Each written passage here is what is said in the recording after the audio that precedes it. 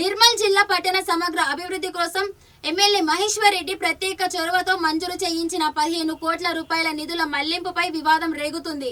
వార్డుల అవసరాలకు అనుగుణంగా శాస్త్రీయంగా సర్వే నిర్వహించి టెండర్లు పూర్తి చేసిన పనులను ప్రస్తుత కాంగ్రెస్ నాయకులు తమ రాజకీయ స్వార్థం కోసం ఒకే వర్గానికి పరిమితం చేయాలని చూడటం దుర్మార్గమని విమర్శలు వ్యక్తమవుతున్నాయి.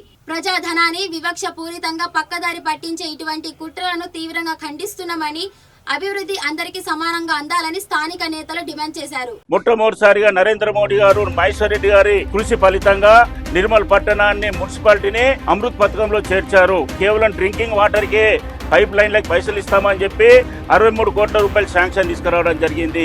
మొత్తం కూడా చెరువుల పాలే మురికి నీళ్ళన్నీ కూడా పట్టణం నుంచి వెళ్లిపోతున్నాయి. వాటిని శుద్ధి చేసి వాడుకునేటువంటి ఒక కార్యక్రమం కింద కేంద్రం 42 కోట్ల రూపాయలు శాంక్షన్ చేసింది. రేవంత్ రెడ్డి గారిని కూడా పర్సనల్ గా మహేశ్వర్ రెడ్డి గారిని కలిసి నిర్మల్ మున్సిపాలిటీ కోసం 50 కోట్లు తక్షణ అవసరం ఉన్నాయి, మీరు ఇవ్వండి అని చెప్పేసి పర్సనల్ గా పోయి అడిగితే నేను 50 ఇవ్వలేను కానీ తక్షణం కింద 15 కోట్ల రూపాయలు ఇస్తున్నా అని చెప్పేసి ఆ రోజు మహేశ్వర్ రెడ్డి గారి కృషి ఫలితంగా నిర్మల్ పట్టణానికి 15 కోట్లు విడుదల చేయడం జరిగింది.